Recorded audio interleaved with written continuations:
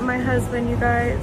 All right, buckle up because the streets are talking and the internet is buzzing about a Hollywood-level drama unfolding in real time. For months, this dude Luce Cannon was running his mouth, spilling secrets like it was his day job. He was all over the internet, doing interviews, and frankly waving red flags that even Stevie Wonder could see. It felt like everyone knew it was only a matter of time before the hammer dropped. And then, boom, his wife drops that video and it's game over. When they raided my houses and my property, it was actually about whack. Whack, Luce Cannon, 600, and this internet stuff. But hold up, the arrest itself? That was just Act 1. The real shocker was what came next, the charges. Forget petty stuff, we're talking deep in the trenches type charges. Stuff that usually only gets whispered about in back alleys and FBI offices. Luce Cannon wasn't just tangled up, he was neck deep in something way bigger than anyone outside the game could have imagined. Now that the indictment is public, the streets are saying it's a wrap for him. And get this, Big U, the OG himself, the guy they're calling the mastermind of extortion in LA, and who's been linked to a rising rapper's murder. He's pointing fingers squarely at Luce Cannon, blaming him for bringing the feds down on the entire Rollin 60s Crips. The online beef? Forget about it, it's thermonuclear.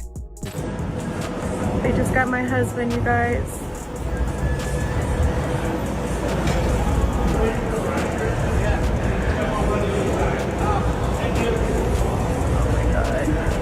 Let's rewind to March 19th. Social media explodes. A video goes viral. Luce Cannon getting arrested. The shaky footage, posted by No Jumper's X account, is shot by a woman claiming to be his wife, Charisse Mills. You can hear the panic in her voice as she films the whole thing going down. Crazy part is, this wasn't even the first time the boys in blue had paid them a visit. Just a week prior, Charisse had posted footage of their home getting raided. She was locked out, couldn't even get inside her own place. I said, ask her what house? And she went to go ask, and then they was like, oh, baby, they talking about our house.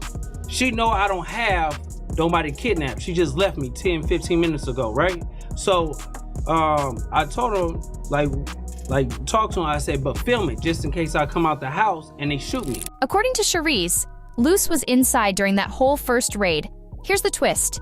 He didn't get arrested then. Wild, right? House gets turned upside down and nothing happens. In her own words, "My husband is home. I'm just praying that he's okay. They won't let me through." Then, bam. 1 week later, cuffs are on. Turns out the first raid was a swatting. Some anonymous joker called the cops, said Luce was holding hostages, sent the whole SWAT team out on a wild goose chase. I'm inside with my son, right? He's 6 months. So her and her mom went to Starbucks to go and get something. So when they come back, she see all the cones and everything around there, right? So she called me, she was like, they not letting me on the block. They saying there's a hostage situation. So what really happened? Luce Cannon claims his wife and her mom were just grabbing a Starbucks run. Innocent enough, right? But they came back to a scene straight out of a cop show. Apartment complex swarming with police. Inside, Luce was chilling with his 6-year-old son. His wife hit him up fast, warning him about the cops outside. That's when Luce, thinking quick on his feet, told her to start filming and post it online.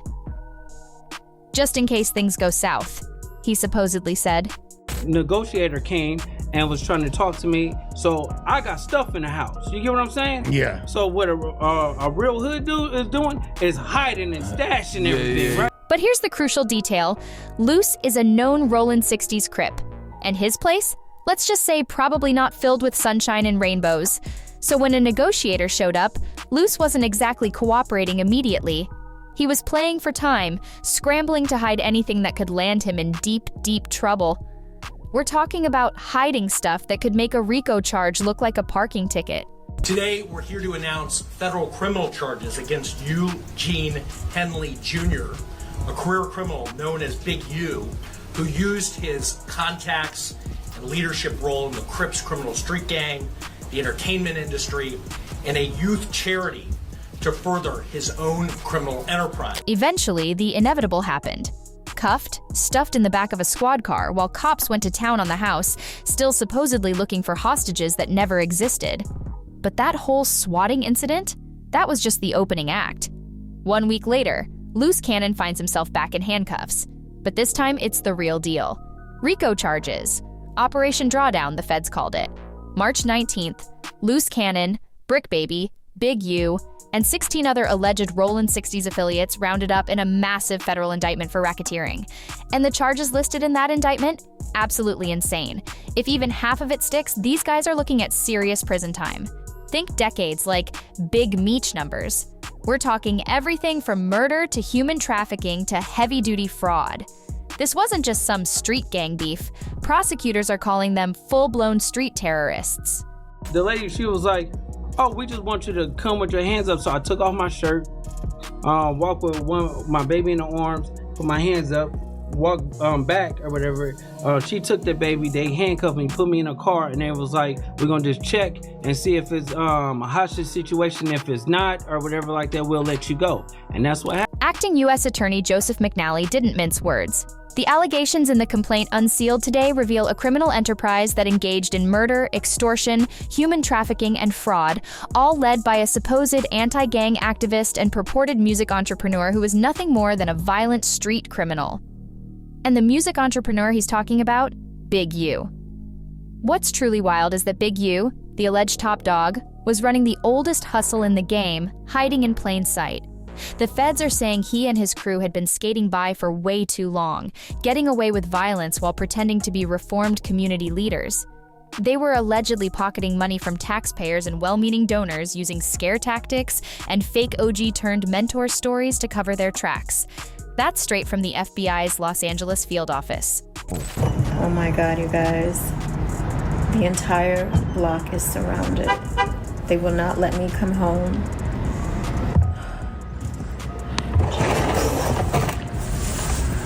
We have an entire police force outside. But the murder charge tied to Big U? That's where things get seriously grim. It involves a young rapper he was supposedly mentoring, a young man whose body was found dumped in the desert back in January 2021.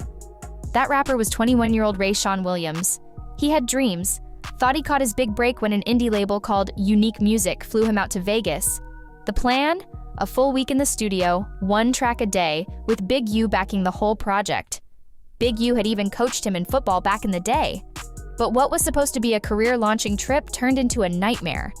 We go and do something, and the same we do it to, show up to the house like 10 minutes later when we trying to, counting everything, right? And we be like, how the they get that? Oh, well, we're gonna just give them like $40,000 back and stuff like that. But cause it's actually putting us in paperwork, right? Just 5 days before he died, Williams dropped a diss track. Rumor has it, it was aimed at Big U. After that, things went south fast. Even though Unique Music paid for his flight and put him up in an Airbnb, the rapper started missing studio time. The FBI says it was because he didn't have a ride. But Big U? He saw it as straight-up disrespect. In his eyes, Williams was making him look bad after he vouched for him. And disrespect? Big U allegedly wasn't about to let that slide. So he and his right-hand man, Demetrius Meech Robinson, hopped in a dark gray Lexus and drove 4 hours from LA to Vegas to confront him. According to the feds, the diss lyrics and the missed sessions created serious tension. They was really jealous of Nipsey Hussle, homie. All the big homies in the set was jealous of Nip, because all the young love Nip. So Nip had got bigger than the set, cuz. Nip had connected Nip. Every Nip had got bigger than the set, cuz. Nip ain't big. Ain't nobody bigger than the set, cuz. January 24th, around 7 p.m. Big U pulls up to the studio. Williams shows up later, keeps recording until midnight. By 12:30 a.m., Big U had bounced, and so had the Lexus. Witnesses saw it. The same car they arrived in vanished. Here's where it gets darker, twisted. Big U's phone suddenly stops sharing GPS data around 1 a.m. and doesn't ping again until 2:15 a.m. But at 1:13 a.m., surveillance from Rayshawn Williams' Airbnb catches a dark gray or silver sedan pulling up. Williams steps out of the passenger side, goes inside, and comes back out with his suitcase. Didn't make sense. He wasn't due to check out until the next day. His flight wasn't until then either. Something was off, and it looks like he felt it too. When they raided my houses and my property, they was asking about whack. Whack, Luce Cannon, 600, and this internet stuff. All of y'all filed. All y'all who be sending around the internet, all y'all who be promoting and listening to what these... Then at 3 a.m., Big U returns to the studio, this time alone. Witnesses later told investigators that he was soaked. Sweat? Something else? When someone asked, Big U claimed he'd just come back from the gym, but that excuse, it didn't right. Hours later, 9 a.m. on January 25th, Rashawn Williams' body is found in a ditch near a Vegas landfill, shot in the face, execution style. Investigators believe it was a revolver, a gun that leaves shell casings behind. And I'm on a phone, he FaceTimed me. So he FaceTimed me and stuff like that. He was like, Nipsey just got killed. I'm like, sick, so I didn't hear that. So I hang up with him. I called Nipsey, and I'm like, Nipsey, what's up? He was like, oh, what's up with it? Nipsey answered. Nipsey answered. After the murder, investigators say Big U made some seriously shady moves. He ordered all the studio equipment to be taken out, and then he allegedly had the surveillance footage deleted. Footage that might have shown him and Williams leaving together that night. When cops tested DNA from Williams' body against Big U's, the results were inconclusive. But they're not ruling him out. And it doesn't stop there. Big U and the Rollin 60s Crips are being linked to a whole mountain of crimes. With 19 members already locked up, even more secrets are starting to spill out about what they were allegedly doing on the streets. So after I talked to Nipsey and I was like, yeah, I love you, cuz, or whatever like that, I'll see you later or whatever. So I hung up the phone. I thought Big U gave wrong information. 30 minutes later, the homies blowing me up like they just killed Nip. But here's the real head scratcher. Luce Cannon is out here saying he's innocent. His wife told Adam 22 that Luce is chilling, confident he'll walk free, claiming all the charges are just hot air, no real witnesses. But while Luce is holding on to hope, Big U is seeing this RICO case from a completely different angle. And it's looking like he's not planning to go down quietly. Big U is reportedly blaming Luce Cannon 600 and Whack 100 for all the heat coming down on the gang right now. He believes these three have been way too loud, airing out street business all over the internet like it's some kind of reality show. Big U had Nipsey Hussle killed. Everybody know that. Everybody know Big U called and hit. Luce Cannon especially is catching flack for being labeled a snitch. Even Adam 22 and his No Jumper podcast are getting dragged by fans. People are saying they've been letting guests self-snitch for years. It's gotten so intense, some are accusing Adam and his crew of working with the feds. And here's the absolute kicker. The No Jumper podcast actually got name-dropped in the indictment. Big U, literally on his way to turn himself in after the feds dropped the hammer, called out three names: Luce Cannon 600 and Whack 100, all regular faces on the No Jumper platform. And honestly, Big U might have a point. Ted, what's the update? What's going on? When they picked him up, they took him to Henderson facility to get transported. He's going to be transported in the morning. I did just get off a call with him, and he's doing all right. We have good faith that this is all going to be debunked, and best believe we will win this case because it's all BS. It's all hearsay. There's no actual facts. It's based off of a podcast interview. At the end of the day, they have no evidence against my husband. They can say what they want to say. They got nobody testifying against my husband, and I know that for a fact because I got the paperwork. Remember that infamous Luce Cannon interview on No Jumper? The one where he made some wild, unsubstantiated accusations claiming Big U was tied to the murder of Nipsey Hussle? That interview was up for a hot minute, then mysteriously disappeared from YouTube. But the damage? Already done. Luce Cannon went on record saying there was a whole setup behind Nipsey's death. He claimed Big U called him just 30 minutes before the shooting. Luce said he was so stunned he immediately called his cousin Nipsey, who actually picked up the phone. But then, just half an hour later, Luce says he got another call. This time, someone told him Nipsey was gone.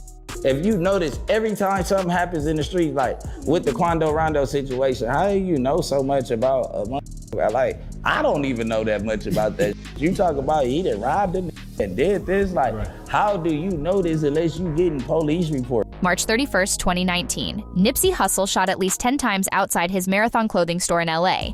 Pronounced dead at 3:55 p.m. The official story? Eric Holder Jr. acted alone. But Luce Cannon painted a picture of something way more sinister. So the official narrative goes like this. Eric Holder Jr. confronted Nipsey over street rumors that Nipsey had called him out for snitching. Holder, feeling disrespected, left, grabbed a gun from his car, came back, and allegedly shot Nipsey dead. Others got hit in the crossfire, but survived. Holder was found guilty of first-degree murder, attempted voluntary manslaughter, and assault with a firearm. He got sentenced to 60 years to life. We all thought that was a bad drug deal, weed deal. You know that. The world thought that shooting was a bad weed deal between some Armenians or Persians. That's what the world thought. But when Luce Cannon started talking, the streets got a completely different version. One that sounded like a meticulously planned setup. He claimed there was a much deeper conspiracy to take Nipsey out. Even Charleston White backed that up, straight up saying Big U was the real mastermind. According to this theory, jealousy was festering deep within the Rollin 60s Crips. Nipsey had become too powerful, too loved, too influential. The youth idolized him, and that made him a perceived threat, so they allegedly got rid of him. Went to my favorite hip-hop platform, World Star Hip Hop, and I got some bad news. I found out that my big homie was talking to the cops. Who's that? Who, me? What do you think? And Luce wasn't finished dropping bombshells. On No Jumper, he unloaded another one. He claimed Big U once orchestrated a robbery at a weed dispensary. And get this, Luce says he was the one who actually carried it out. But here's the ultimate twist. After the robbery, Big U invited the dispensary owner back and returned a chunk of the stolen cash. Why? It was all part of Big U's alleged power play, showing them who really controlled the streets. According to the feds, this dispensary incident wasn't just some random act of street crime. It was allegedly Big U's entire operation in a nutshell, shaking down businesses under the guise of protection. Pay the Rollin 60s boss, and your spot was safe. Classic mob tactics. Anytime you want to do movies in the hood, just check it in. We can make sure it's done. Movies, videos. But if you don't check it in, oh well. Check your out. We're gonna check you in, all right. We're gonna check in all of your equipment. But Luce Cannon wasn't the only one inadvertently exposing the game. Whack 100 started getting dragged into the drama too. Brick Baby, also caught in the same RICO sweep, publicly accused Whack of working with the feds. Everyone's pointing fingers, and the streets are talking way too much. Whack's a snitch. Whack's a cop. That's the online chatter. Here's the thing. Whack 100 apparently slipped up and revealed he didn't know the full backstory behind Quando Rondo's case. He thought the whole shootout was just a drug deal gone wrong, not retaliation for King Von's death. That slip-up raised eyebrows big time. Going in, baby, I love you like cooked food. You know, I'm a whole gangster, tough dude. I'll see you soon. I love you like cooked food. I love you too. So much so, World Star Hip Hop even posted a now-deleted video accusing Whack of being a federal informant. Whack fired back asking, "Who? Me? What you think I should do to you? Who's talking to the cops?" But now, the script has flipped. Whack 100 is turning the tables, putting Brick Baby on blast, accusing him of snitching on Lil Durk and being instrumental in bringing down OTF. And when you dig into Brick Baby's online history, Whack might actually have a point. During a podcast with Adam 22, Whack claimed he had inside sources saying Brick Baby had been cooperating with the feds. "So you think that he's a federal informant?" Adam asked. "I think he's definitely working, especially after that mysterious federal pickup. I think he's definitely working." Whack doubled down. Say that no more. Why? Oh yeah, because of no. Like who died? You can't say that no more. Oh, because of FBG Cash? Or who? Nah, because Lil Pop. And the timeline is undeniably sketchy. Months before Lil Durk and other OTF members were indicted, Brick Baby's house got raided by federal agents. Here's where it gets really weird. Brick got picked up by the feds and had to be bailed out by none other than Adam 22 himself. But here's the kicker. Brick was never actually charged with anything, and Whack says that's a major red flag. How does a known gang member get scooped up by federal agents and just walk away with no charges? Something definitely doesn't add up. Then, months later, Whack revealed what he believes really went down. Brick Baby, according to him, got jammed up for running his mouth on a podcast. What was he claiming? Roll 60 script. Where Brick Baby from? Roll 60 script. Who you think he checked in with? Roll 60s? With who? Okay, I see where you're going with this. I guess they can't say OTF didn't slide for King Von anymore. While talking with Poetic Flacco, Brick allegedly dropped some heavy claims. He said people shouldn't act like Von's death wasn't avenged because OTF allegedly took out Quando Rondo's cousin. They say KC, and that one line might have triggered a whole federal investigation. Whack claims the feds pulled a warrant right after, not for drugs or weapons, but for Brick's phone. They believed it held key information about the alleged plot. So, if Wack's right, Brick's loose lips might have ignited a federal case.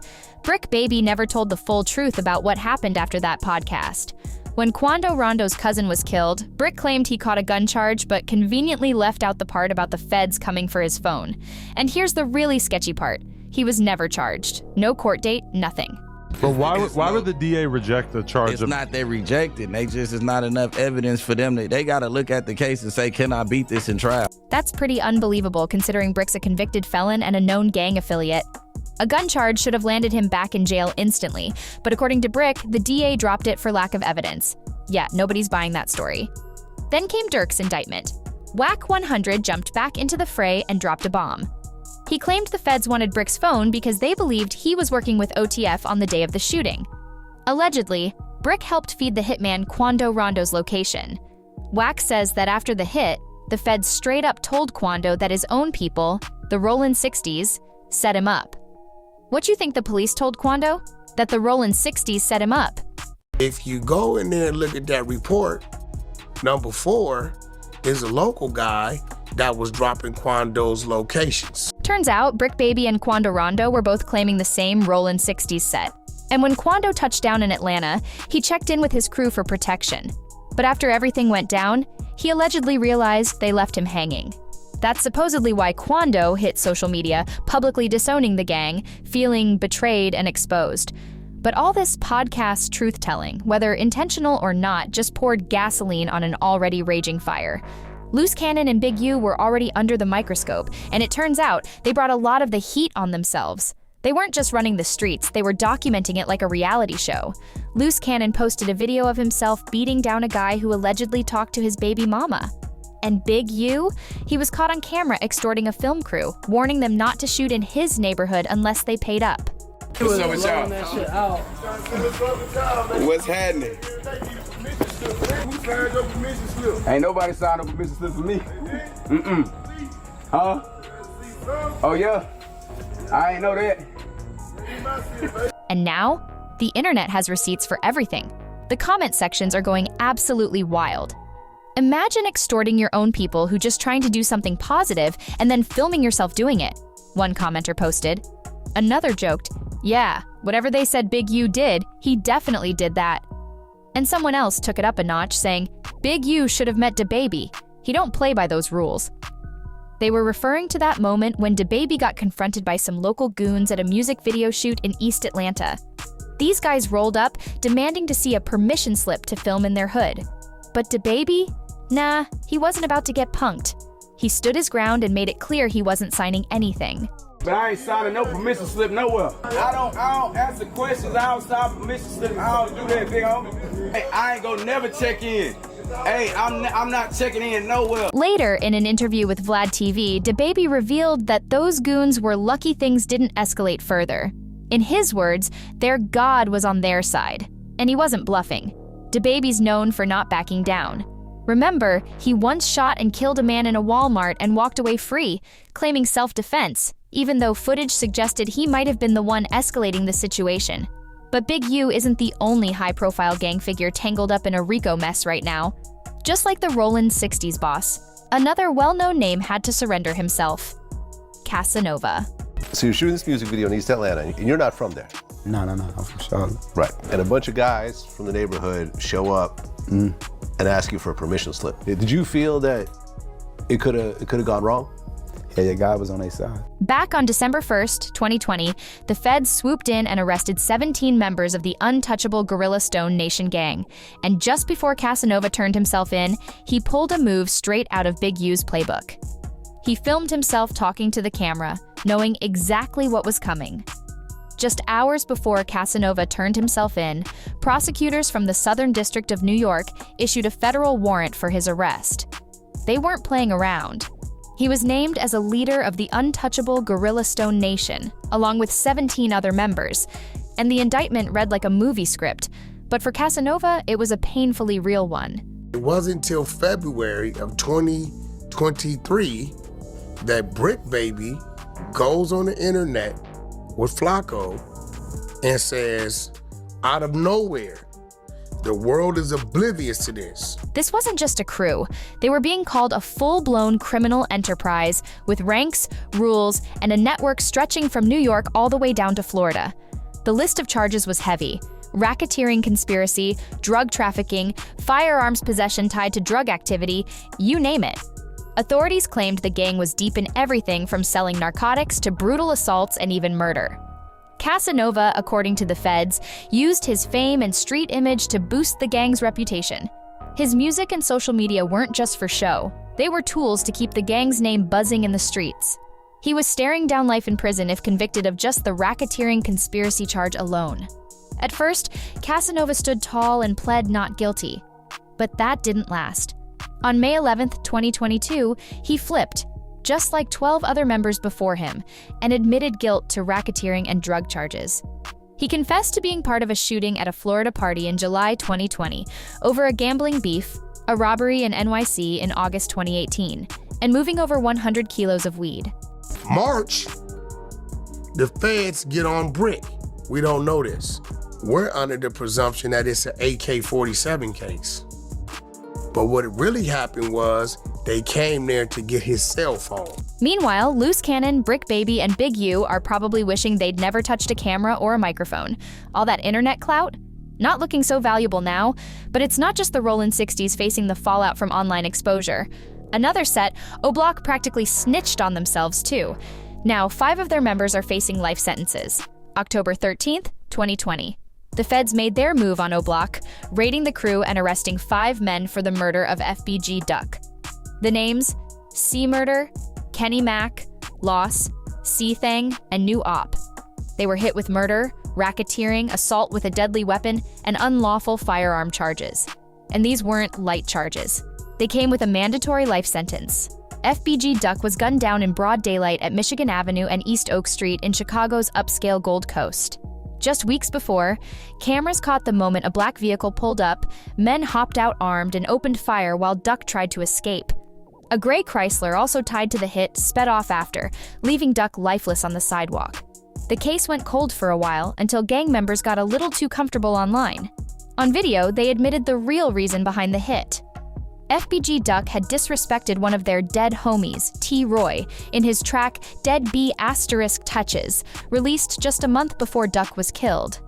At first, folks thought it was King Von who put the green light on Duck for dissing his fallen friend. But then, FBG Buddha shocked everyone on Vlad TV, saying it wasn't Von at all. It was allegedly Lil Durk who was tied to the whole thing. Buddha even claimed Durk was about to fly out some of Duck's alleged killers on a private jet, just before the feds swooped in. Vaughn is dead, right? Okay, well, how the F*** is D paying for a jet? Now those 5 O-Block members are locked up for life. No second chances, no appeals that matter, just prison bars from here on out. So the million-dollar question, will Luce Cannon meet the same fate? That story is still unfolding. One thing is crystal clear. The streets are watching, the internet is dissecting every detail, and the consequences of talking too much are very, very real. If you made it this far, don't forget to like, comment, share, and subscribe for more breakdowns just like this. And as always, I'll catch you on the next one.